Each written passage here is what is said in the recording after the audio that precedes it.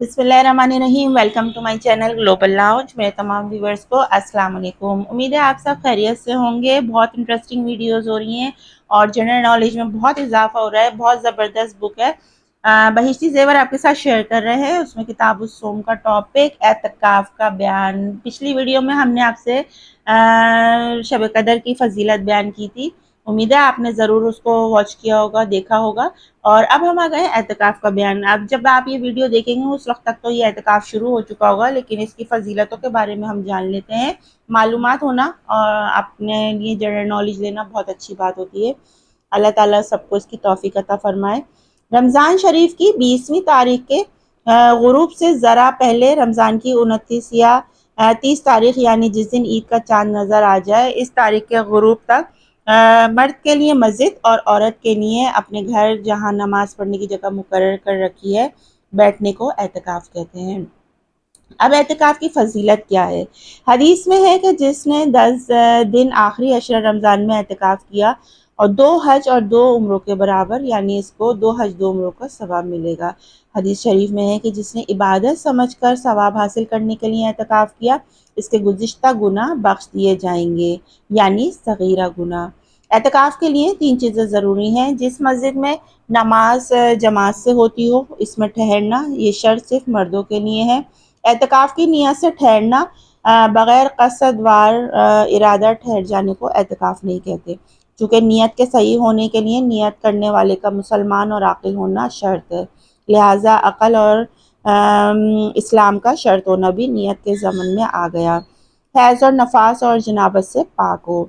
अफजल तरीन एतकाफ़ कौन सा है? सबसे अफजल वो एतकाफ़ है जो मस्जिद हराम यानी काबा मुकर्रमा में किया जाए, इसके बाद मस्जिद नबवी का, और इसके बाद मस्जिद बैतुल मक़दस का, और इसके बाद इस जामा मस्जिद का जिसमें जमात का इंतज़ाम हो।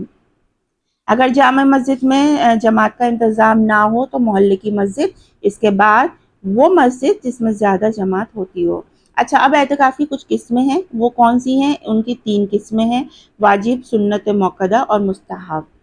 वाजिब कौन सी है? कि नज़र का एतकाफ़ वाजिब होता है। नज़र चाहे गैर मुअल्लक़ हो, जैसे कोई शख्स बग़ैर किसी शर्त के एतकाफ़ में कि नज़र करे, यानी मुअल्लक़ हो, जैसे कोई शख्स ये कहे कि अगर मेरा फ़लाँ काम हो जाए तो मैं ये एतकाफ़ करूँगा। अब सुन्नत मुअक्कदा में क्या है कि रमज़ान के आखिरी अशरे में नबी करीम सल्लल्लाहु अलैहि वसल्लम से पाबंदी के साथ एतकाफ़ करना अहादीस सहिया में मक़बूल है, मगर ये सुन्नत मुअक्कदा बाज़ के लिए कर लेने से सबके ज़िम्मे से उतर जाएगी। मुस्तहब क्या है? रमज़ान के आखिरी अशरे के सिवा और किसी ज़माने में, चाहे वो रमज़ान का पहला अशरा या कोई और महीना, एतकाफ़ करना मुस्तहब है। अच्छा, इसमें एतकाफ़ के कुछ मसाइल हैं जो आपके साथ शेयर कर देते हैं। वाजिब एतकाफ़ के लिए रोज़ा शर्त है। जब कोई शख्स एतकाफ़ करेगा तो इस पर रोज़ा रखना भी लाजिम होगा, बल्कि ये भी नियत करे कि बग़ैर रोज़े के एतकाफ़ करूँगा, तब भी इस पर रोज़ा रखना लाजिम होगा। इसी वजह से अगर कोई नफली रात की एतकाफ़ की नियत करे तो वो लगवी समझी जाएगी, क्योंकि रात रोज़े का वक्त नहीं। अलबत्ता अगर रात दिनों की नियत कर ले या सिर्फ कई दिनों की नियत कर ले तो फिर रात ज़मनन दाखिल हो जाएगी और रात को भी एतकाफ़ करना ज़रूरी होगा। अगर सिर्फ एक ही दिन का एतकाफ़ की नज़र मानेगा तो फिर रात ज़मनन में दाखिल ना होगी। एतकाफ़ के अय्याम में ख़ास एतकाफ़ के लिए रोज़ा रखना ज़रूरी नहीं, चाहे किसी गर्ज़ से भी रोज़ा रखा जाए, एतकाफ़ के लिए काफ़ी है। मसलन कोई शख्स रमज़ान में एतकाफ़ की नज़र माने तो रमज़ान का रोज़ा इस एतकाफ़ के लिए भी काफ़ी है। अलबत्ता इस रोज़े का वाजिब होना ज़रूरी है। नफिल रोज़ा इसलिए काफ़ी नहीं। मसलन कोई शख्स नफिल रोज़ा रखे और इसके बाद इसी दिन के एतकाफ़ की नज़र माने तो सही नहीं। अगर कोई शख्स पूरे रमज़ान के एतकाफ़ की नज़र मान ले और इत्तफ़ाक़ से रमज़ान में एतकाफ़ ना कर सके तो किसी और महीने में इसके बदले का एतकाफ़ कर लेने से नज़र पूरी हो जाएगी, मगर इस दौरान रोज़ा रखना और मुसलसल एतकाफ़ ज़रूरी होगा। एतकाफ़ मसनून में तो रोज़ा होता ही है, इसलिए यहाँ बयान करने की ज़रूरत नहीं। मुस्तहब एतकाफ़ में भी एहतियात ये है कि रोज़ा शर्त है, और मुअतमद कौल ये है کہ شرط نہیں، مستحب اعتکاف میں دو قول ہیں۔ ایک یہ کہ اس کی مقدار کم از کم 1 دن ہے، یہ احتیاط اسی قول کے مطابق ہے۔ دوسرا قول یہ کہ اس کے لیے کوئی مقدار مقرر نہیں، لہٰذا اس کے لیے روزہ بھی شرط نہیں۔ واجب اعتکاف کم سے کم 1 دن ہو سکتا ہے اور اس سے زیادہ جتنے دن کی نیت کرنا چاہے کر سکتا ہے۔ مسنون اعتکاف 1 اشرہ ہے، اس لیے مسنون اعتکاف رمضان کے آخری اشرے میں ہوتا ہے، اور مستحب اعتکاف کے لیے ایک قول کے مطابق کوئی مقدار مقرر نہیں، چند لمحوں کے لیے بھی ہو سکتا ہے۔ اب اس میں 2 قسم کے کام جو ہیں وہ حرام ہیں۔ اعتکاف کی حالت میں 2 قسم کے کام حرام ہیں، یعنی ایک کے ارتکاب سے کہ اگر واجب یا مسنون اعتکاف ہے تو فاسد ہو جائے گا، اس کی قضا کرنا پڑے گی، اور اگر مستحب اعتکاف ہے تو ختم ہو جائے گا، کیونکہ مستحب اعتکاف کے لیے کوئی مدت مقرر نہیں، اس لیے اس کی قضا بھی نہیں۔ اچھا، پہلی قسم کیا ہے کہ اعتکاف کی جگہ سے بلا ضرورت باہر نکلنا۔ ضرورت عام ہے چاہے طبعی ہو یا شرعی۔ طبعی جیسے قضاء حاجات، غسل جنابت، کھانا کھانا بھی ضرورت طبعی میں داخل ہے، بشرطیہ کہ کوئی شخص کھانا لانے والا نہ ہو۔ شرعی ضرورت جیسے جمعے کی نماز، جس ضرورت کے لیے اپنے اعتکاف کی مسجد سے باہر جائے، اس سے فارغ ہونے کے بعد وہاں نہ ٹھہرے اور جہاں تک ممکن ہو ایسی جگہ اپنی ضرورت پوری کر لے جو اس مسجد سے زیادہ قریب ہو۔ مثلاً قضاء حاجات کے لیے جانا چاہے مگر اس کا گھر دور ہو اور اس کے کسی دوست وغیرہ کا گھر قریب ہو تو وہیں چلا جائے، البتہ اگر اس کی طبیعت اپنے گھر سے مانوس ہو اور دوسری جگہ جانے سے اس کی ضرورت پوری نہ ہو تو پھر اپنے گھر جانا ہی جائز ہے۔ اگر جمعے کی نماز کے لیے مسجد میں جائے اور نماز کے بعد وہیں ٹھہرے جائے اور وہیں اعتکاف پورا کر لے تب بھی جائز ہے، مگر ایسا کرنا مکروہ ہے۔ بھولے سے بھی اپنے اعتکاف کی مسجد سے باہر نکلا تو اعتکاف ٹوٹ جائے گا۔ جو عذر کثرت سے پیش نہیں آتے، ان کی وجہ سے اعتکاف کی جگہ چھوڑ دینے سے بھی اعتکاف ختم ہو جائے گا۔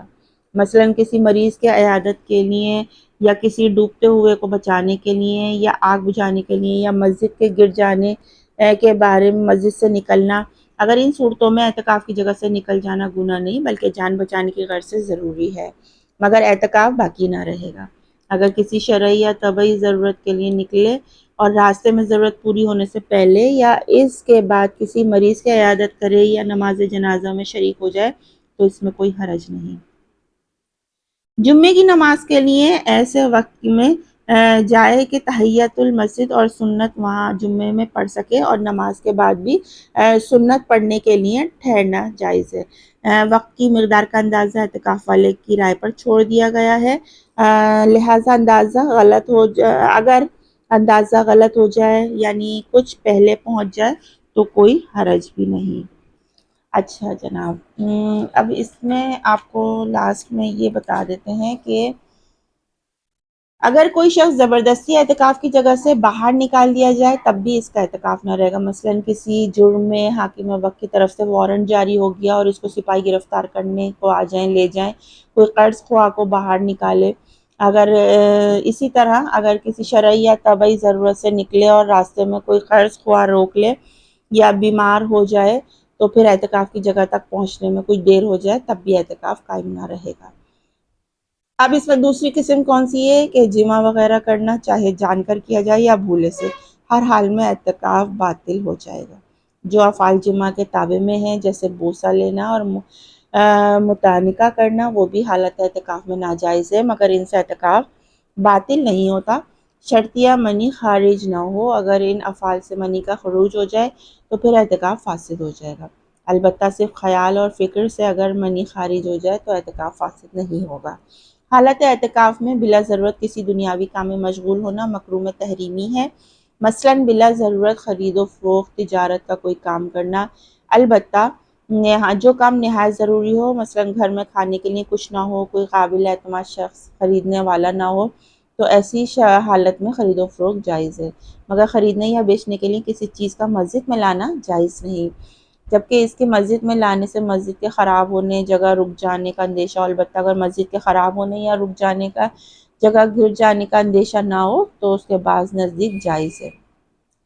حالت اعتکاف میں ثواب سمجھ کر بالکل خاموشی سے بیٹھنا بھی مکروہ تحریمی ہے، البتہ بری باتیں سن کر زبان سے نہ نکالے، جھوٹ نہ بولے، غیبت نہ کرے، بلکہ قرآن مجید کی تلاوت یا کسی دینی علم کے پڑھنے یا کسی عبادت میں اپنے اوقات صرف کرے۔ خلاصہ یہ کہ بالکل خاموش بیٹھنا کوئی عبادت نہیں۔ اگر عورت کو اعتکاف کی حالت میں حیض یا نفاس آ جائے تو اعتکاف چھوڑ دے، اس حالت میں اعتکاف درست نہیں، لیکن پاک ہونے کے بعد خاص اس دن کی قضا ضروری ہے۔ امید ہے آپ کو یہ چیپٹر اچھے سے سمجھ آ گیا ہوگا۔ مسئلے مسائل جو بھی اس میں بتائے گئے ہیں اعتکاف کے بیان سے متعلق، ان کو آپ نے اچھے سے سمجھ لیا ہوگا اور ان پر عمل بھی کر لیں گے۔ اللہ تعالیٰ ہم سب کو اچھی اور دین سے متعلق باتیں جاننے کا جو ہے کوشش اور اس کا ذریعہ بننے کا توفیق عطا فرمائیں، اور کوشش کریں کہ اپنے جنرل نالج میں بہت زیادہ اضافہ کیجیے اور ان باتوں کو جانیے۔ اپنا بہت سا خیال رکھیے، آگے کی ویڈیوز بہت انٹرسٹنگ ہونے والی ہیں اور ہمیں امید ہے کہ آپ کو ہماری ویڈیوز بہت پسند آ رہی ہیں۔ ہماری کوشش ہے کہ بہشتی زیور سے ہر اچھا ٹاپک آپ کے ساتھ شیئر کریں۔ اپنا بہت سا خیال رکھیے، سائمہ خان کو اجازت دیجیے، اللہ حافظ۔